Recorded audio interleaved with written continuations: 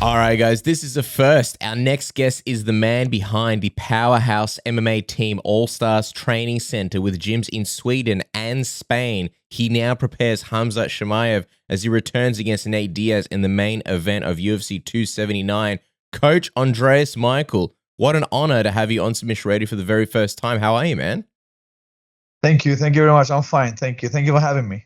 Nah, the pleasure's all ours. We were trying to call you a little bit earlier before we heard you were on the phone with Khamzat just before. Yes. A late night call ahead of the camp in Spain. Yeah, we're getting everything done for his camp. I'm still actually in England, in London. So he just left for Spain. So he's there. So I'm fixing the physios, I'm fixing the nutritionists, I'm fixing the sparrings. I'm fixing the everyday stuff. So I'm visiting family here, but I'm still working 4 or 5 hours a day. Dude, wow. You're a busy man. You're fixing everything. I wonder, right? This fight has been. That's a real coach, my friend. That's a real coach. Yeah, the person that does that sorts out everything, because a coach is not the guy that only teaches techniques. He's not a guy that only shows them how to fight. He's a guy that puts the whole the package together and links every link together so everything goes smooth, you know.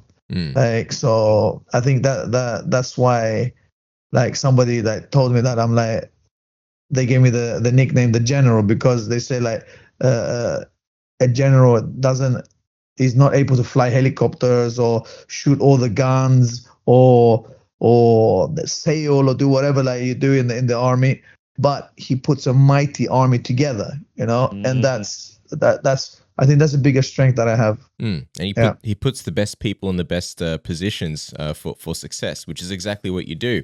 But I got to ask, this fight between Khamzat and Nate Diaz has been rumored for a long, long time now. We saw the picture of Dana White's War Room where they were trying to get it together.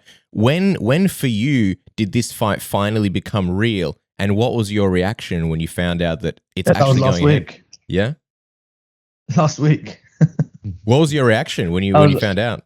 I was like, yes.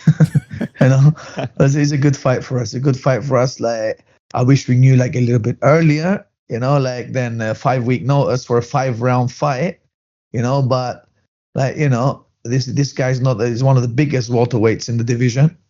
Alex is one of the biggest light heavyweights in the division, you know. So it takes a little bit of time to do stuff. But at the end of the day, done deal. You said you like the fight. What do you like about it? And also, is 5 weeks really enough time for, like you said, 5 rounds? No short feet. Well, he's not out of shape. It's just we need time to prepare for the right camp. You know, he's always in shape, but we got to make a battle plan and practice it, and conditioning is the last thing that I'm worried about.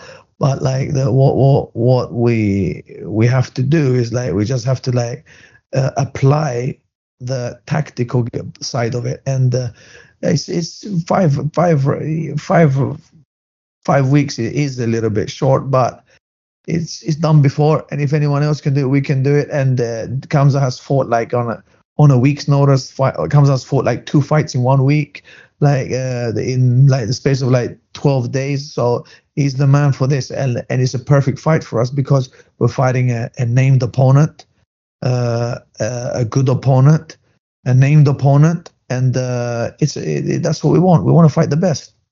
Better to lose, as they say. If you're gonna put yourself at risk, then better to put yourself at risk against the best. We never lose. But what I'm saying is I would like us to fight against the best, because to be the best you have to beat the best, and that's a dying ideology nowadays. Oh yeah, and I want to get your thoughts on this, because a lot of fans feel like this is a tough fight for Nate, for his final fight. And some people, have you seen this notion on the internet where fans are saying it's almost like the UFC sort of punishing Nate Diaz for his last fight before he leaves the company? What have you made of that notion that's floating around? It's bullshit. Pure bullshit. Like Nate Diaz is like has fought like and given Leon Edwards a run for his money. Like, all right, Leon Edwards was winning every round, but like he gave Leon Edwards a tough fight. He's at no means an easy opponent for us, and Nate Diaz is probably going to make money. Is it? You know what? Excuse me, what's your name? I'm Casper and Dennis. Yeah, Dennis and Casper. Yeah, Casper. Like at no means is it like not beneficial for Nate, because for him to accept this fight, you can understand that he got paid or he's getting paid. He's not just going to accept like this fight out of nowhere, you know. So like it's beneficial for him as well as it is for us. And it's a good fight. I think it's a good fight. It's a good name. Like is like a veteran of the game. Like he's for everyone and anyone, and it's good experience. And they were not taking him lightly. I don't care what anyone says. Like this is it's as if we're fighting it like for the title. Well, Khamzat was on the MMA Hour just the other day, and he said that he prefers fighting taller, sort of longer guys like Nate Diaz over shorter, compact guys like Gilbert Burns. As the general yourself, Andreas, do you notice this to be true? And what do you think are sort of the most dangerous aspects about Nate Diaz? Well, Nate Diaz has got the conditioning. He's got the conditioning to go like 10 rounds. And he always keeps like a steady tempo like this, so he grinds you down after a while, and that's what he's boxing. Of course, he's boxing. Right? So we're ready for that. Darren Till is like a southpaw, tremendous striker. We got him helping us like in the sparrings. We're going to bring a couple of other guys. We got like a 10-time world champion in grappling helping us. We got like his coach Alan Nascimento, and we got like a lot of guys that are coming. We're going to go in like to Spain and train in this camp in our new facility, which is 4,000 square meters. Wow! Congratulations, by the way, it looks amazing. Thank you very much. Thank you. And I would like to give a big shout out to Blockasset, because they're our main sponsors for Spain and Sweden, Stockholm, Sweden. Soon we're opening a new facility there as well in Stockholm, which is like 3,000 square meters, the new facility. Nice. In the middle of the city. So we're doing big things. Blockasset is good doing big things with the like blockchain, blockcoin, like and NFTs, and I think they're like having something in Saudi Arabia now, like with the Usyk fight. And this is one of the best companies out there because they treat the fighters like the family. We're all a team. So they're doing amazing things. Blockasset. As you can see, I got because like I believe in loyalty, and like they supported us from like for a while now. They've been here and been through the ride. They've been in camp with us as well. So respect to them. Doing amazing things. Yeah, absolutely. And we've got a couple of things we want to touch on with Blockasset before we wrap up. But while we're talking about Nate, I'm just wondering, because we've seen people when they get ready for the Diaz brothers, a big part of getting ready for them is with the trash talk that happens throughout the fight. Obviously, Nate is able to lure people into battles. He's able to get them off their game plan by the way that he's able to sort of conduct himself in that octagon as the fight goes on. I'm wondering, how do you prepare Khamzat for a challenge like that? An opponent that will seemingly try to test him mentally just as much as he will physically as the fight goes on. You won't even understand half of what he says. That's a good point. Yeah, that's a good point. So it's no problem. Are you expecting Nate to try and utilize that in the fight? Probably, but like that's no problem. Like we're ready for a tough fight, and it's not going to look like the same as Gilbert Burns, because Gilbert Burns like is an amazing fighter, absolutely. But Khamzat made that fight harder than what it should have been. by wanting to like show the public that he was going to knock the guy out. Like that was he should have just put on a boxing clinic there, the way that I teach him to do. Like and he didn't, and it became a dogfight because Gilbert makes dogfights if you let him. You know, he's a rugged, tough, like veteran, and I wanted to avoid that at all cost, and that was the plan. For 8 weeks we were training that, of course, but not everything goes as planned sometimes. But we got the win. And with Nate Diaz now, I want us to stick to the script, like, and just put on a clinic. Do you think that after that Gilbert Burns fight, it was kind of the perfect fight? Because do you think Khamzat has kind of learned that lesson now, not to, make it too overly entertaining for the fans, not to, try to prove too much of a point? Because like we said, against Nate Diaz, it can cost people, 5 rounds. It's a long time to sort of get drawn into a battle, right? I think like, first and foremost, I think that like Gilbert would beat Nate. That's one thing. In my personal opinion, not that Nate is a bad fighter, but like Nate is a lightweight, like a big lightweight. Fights at lightweight, or I don't know, I can't remember. But he fought a lightweight as well, yeah. Mm-hmm. Yeah. Yes. Yeah. That's right. So he's a big lightweight. So like these guys are coming down from like 200 and 205. These middleweights and these welterweights nowadays. So they're strong, powerful dudes. Like, so it's different. It's different. Khamzat is a powerful person, and when Nate just feels the power of, like, when he grabs him, it could be something different. I think that Nate is an amazing fighter. He's very tactical. He's got like a lot of like heart. He's got a lot of stamina. His boxing's good, and it's going to be an interesting fight.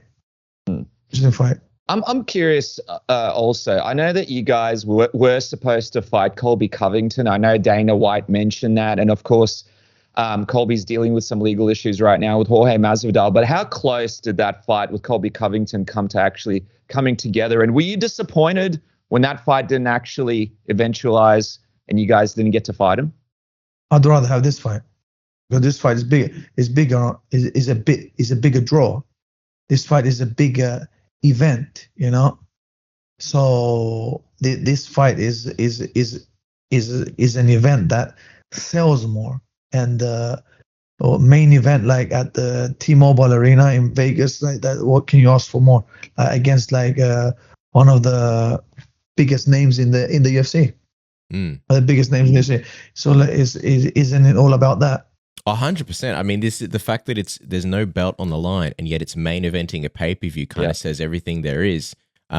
Just sort of last thing as far as Nate goes, you mentioned the Leon Edwards fight, how he gave him, he gave him some trouble, especially in that last round. And it's kind of funny because the way Nate sees it, it's almost like, and the fan perception was Nate kind of got I wouldn't say upper hand, but he had one of the biggest moments of the fight. How important is it for you guys to not allow Nate to have any of those moments? Like, do you guys feel any pressure to finish the fight because of that? I think that the fans are a bit like delusional sometimes, honestly. Like, I'm honest with you, like, because it gets me so vexed. Like, Nate lost like 4.5 rounds, to be honest with you. Yeah. Or have I seen a fight? Are we looking at a different fight? Like Nate lost 4.5 rounds, didn't he? Oh, 100%, absolutely. He dominated that fight, absolutely. Yeah, so Leon dominated that fight. Yeah.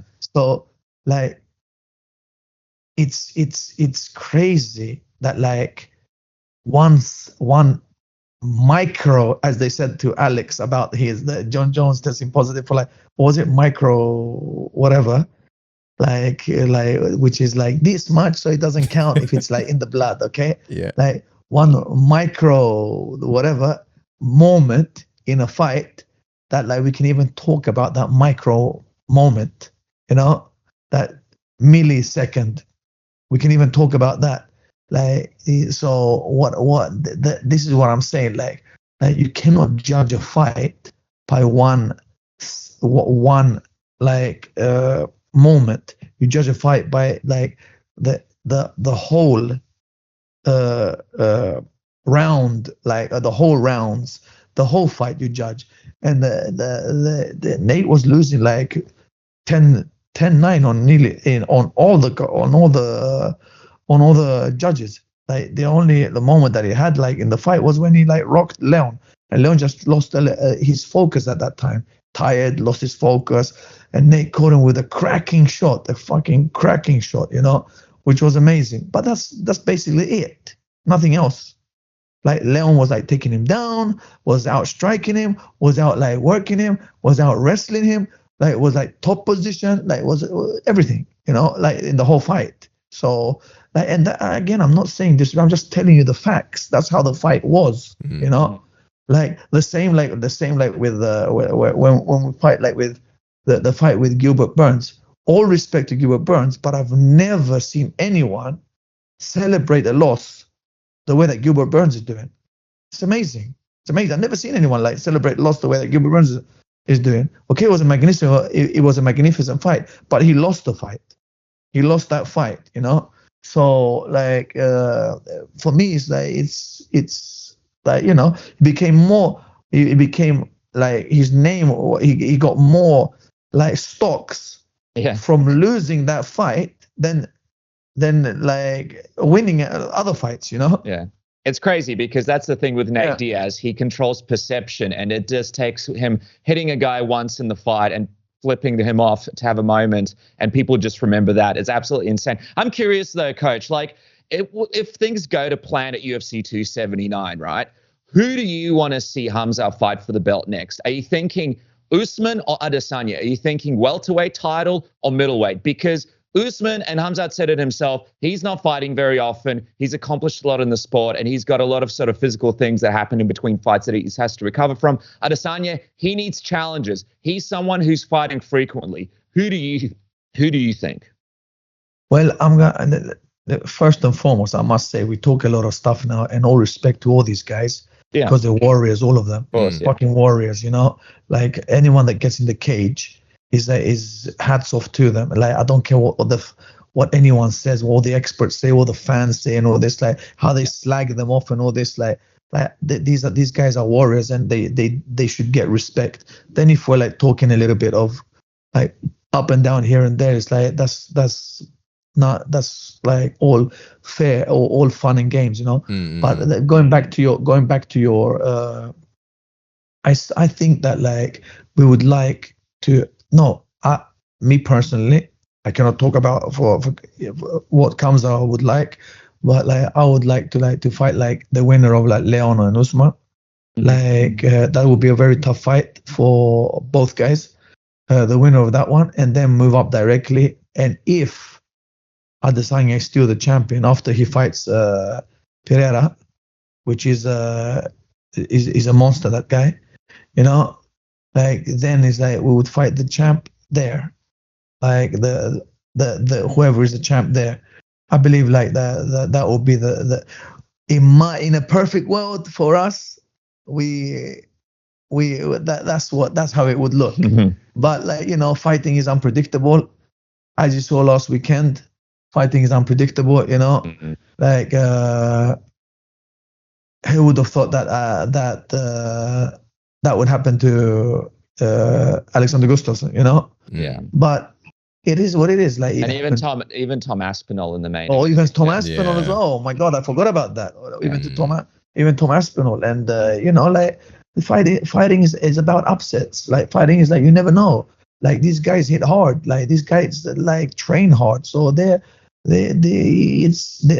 underdogs become like winners or vice versa. So you never know with fighting. It's an unpredictable. It's like the stock market. One day it crashes, one day it's like you're a millionaire. Yeah, 100%. Well, speaking of markets, man, just quickly as we let you go, I'm curious, which one is your favorite Blockasset NFT? I know there's the Smash Bros one.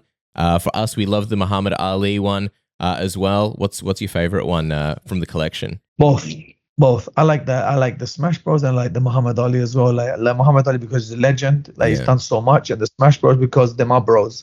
Yeah, you know, they're my boys. So, and the Blockasset is doing amazing things. So I think that like I love everything they do. Like they're a bunch of amazing guys, very smart guys, very like good-hearted people. Like there's no bad in those people, you know. They just love what they do, and they're very honest and straight up guys, you know. And it's a pleasure working with them. I love dealing with them as well. Dennis is the one that deals with them. Shout out to Christian for setting this up, and always been a pleasure to work with as well.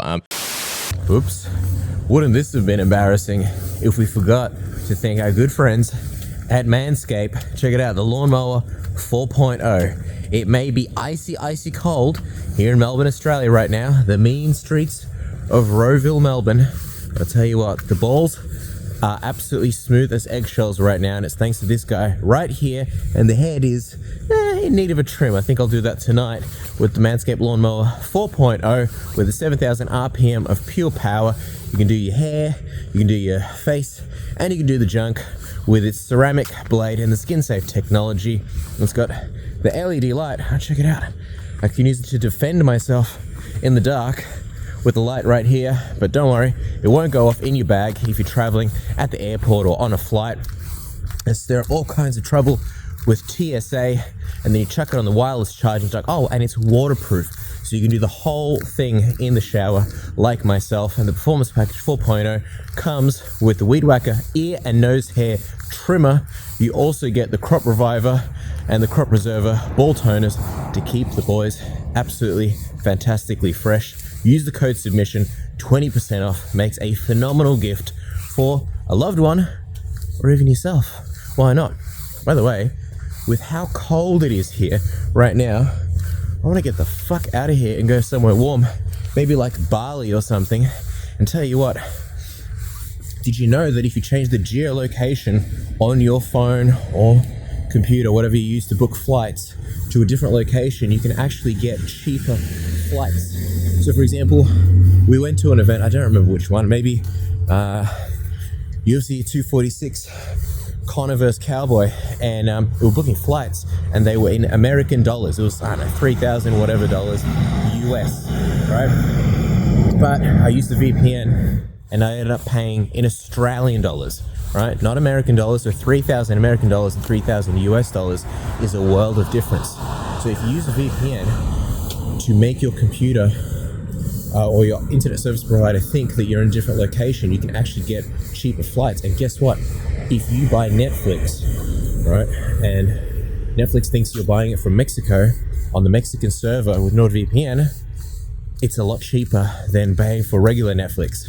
So, you know, all are bargains, amigos. How's that? Me gusta. Go to nordvpn.com/submission. Get your discount, massive discount, up to 69% off. It is literally like the price of a cup of coffee every month. And I just spent the whole weekend downloading a bunch of stuff off free file hosting websites. And of course, once you reach the download limit, you gotta wait like 24 hours before you can download again. Well, every time you use the VPN, you just switch to a different VPN, as in NordVPN, but you switch to a different server. And then your computer or that website thinks, oh, it's a different computer, and it resets the download limit. There you go. So you're saving money on your Netflix, you're saving money on your flights, and you're just making your life easier. No delays on buffering. Videos are playing crystal clear and smooth. No bandwidth throttling. NordVPN, the absolute best. And then luckily last, if you're making some money, don't forget our good friends at MyBookie who have all your betting needs covered. Double your first bet with MyBookie. You've got UFC 277 right around the corner. Juliana Pena, still an underdog compared to Amanda Nunes. Don't have the bets on me right now, also the odds on me right now. But if you think Juliana Pena can do it again, maybe Amanda Nunes' time is up. Maybe Juliana Pena is going to do it again, shock the world twice in a row. Well, I think it's something worth potentially betting on. But if you're going to do it, make sure you do it with our good friends, best friends at MyBookie. And use the code submission. Save yourself a bit of money.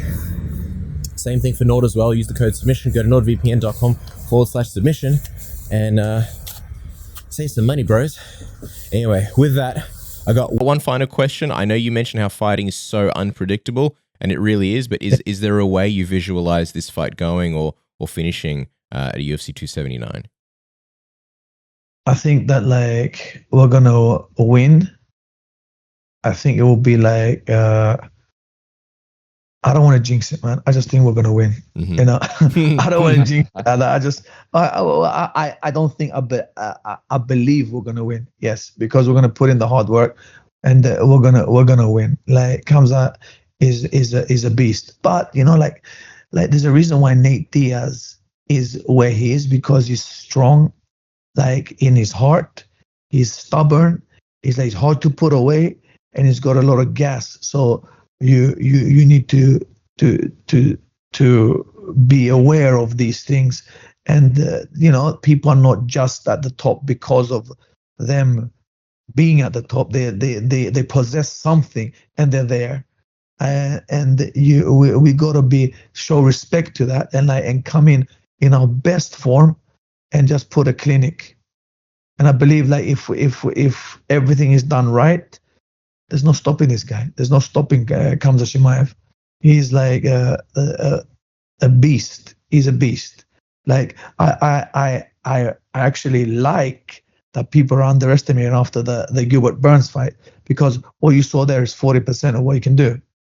40%. He just got caught up in his own hype, you know, and it happens to fighters. They get dropped. But what you did see, and what people did like missed, was what a lot of people missed, because they criticized, like, oh, he's not as good as blah, blah, and he hasn't got the powers. But what the subtle things that they didn't see was that he has the heart and the chin for fucking like rhino, a lion. Mm-hmm. It's like, and that got tested, and that is what is scary, because like, you know that when you're gonna fight with him, it's a fucking dogfight. And like, if he can't put you out, you better like fight for your life, because it's like he's got a chin of granite, he's got a heart of a lion, so he's coming for you, and he keeps on coming, you know. And that's what they saw in the Gilbert Burns fight, and that is scary. That is scary, man, because anyone else will be still sleeping after they got caught with those shots, which I recommend not to. I told him like not too many times, my friend. Like, try to avoid that if you want a long career. Well, I'll tell you what, I can't wait for this main event. And guys, make sure to follow Andreas at Andreas the General on Instagram. Of course, Allstars Gym Sweden and at Allstars Gym Spain as well. And of course, check out our friends at Blockasset as well. That's at Blockasset. Go to blockasset.co. Unbelievable NFTs, helping the fighters out. You've heard Andreas talk about how amazing they are. Make sure to jump on, follow them, and get amongst it today. We cannot wait. Thank you so much. What an honor having you on the show, General. Pleasure. Thank you so much for joining us on Submission Radio. Thank you for having me, my friend.